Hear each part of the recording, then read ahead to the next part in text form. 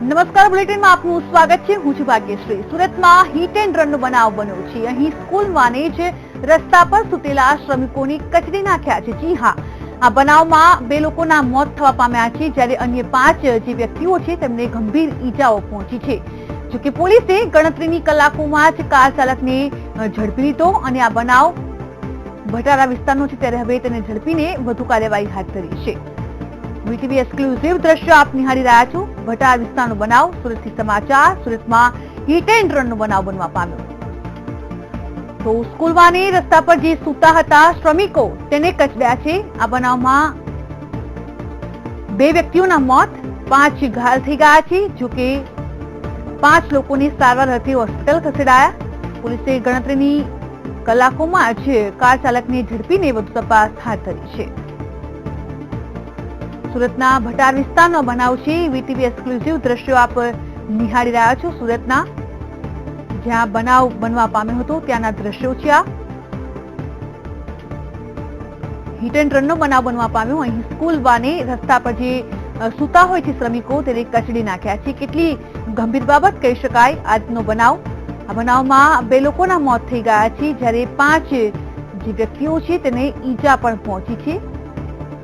તો આ સાથે જ આપણે જણાવી દઈશું એ પણ કે પોલીસે ગણતરીના કલાકોમાં જે કાર ચાલક છે તેને પણ ઝડપી લીધો છે.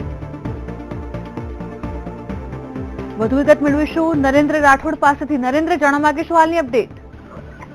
જી, સુરતમાં ભટાર વિસ્તારની આ ઘટના છે કે જ્યાં આજ વહેલી સવારે લગભગ 6 વાગ્યાના સુમારે જે સ્કૂલ વાન જે આવતી હોય છે અને ડ્રાઈવર બાળકોને લેવા માટે જઈ રહ્યો હતો અને એ સમયગાળા દરમિયાન તે ત્યાંથી પસાર થઈ રહ્યો હતો અને રોડની બાજુની સાઈડ પર જે શ્રમિકો કે જે રોડ કામ ચાલી રહ્યું હતું ને અન્ય કામ સાથે સંકળાયેલા હતા તેમનો આખો પરિવાર ત્યાં સૂતેલો હતો. આ સિવાય બીજા શ્રમિકો પણ ત્યાં સૂતેલા હતા. ત્યારે ડ્રાઈવરે જે કાબુ ગુમાવ્યો હતો અને એના કારણે તેની જે ગાડી છે તે શ્રમિકો પર ફરી વળી હતી અને તરત જ ત્યાં બાજુમાં ઉભી રહી ગઈ હતી.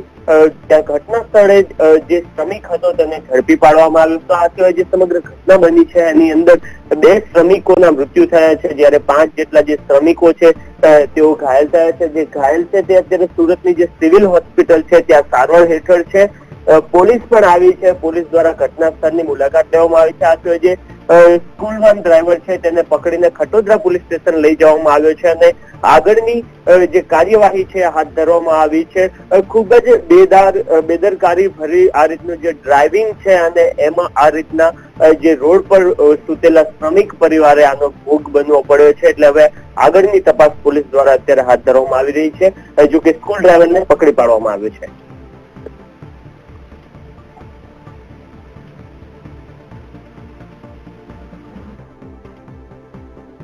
નરેન્દ્ર, જાણવાનો પ્રયાસ કરીશું કે તમામની સ્થિતિ કેવી છે. 5 લોકો ઘાયલ થયા છે, તેમની સ્થિતિ કેવી છે અને ખૂબ જ બેદરકારી ભર્યો બનાવ કહેવાય.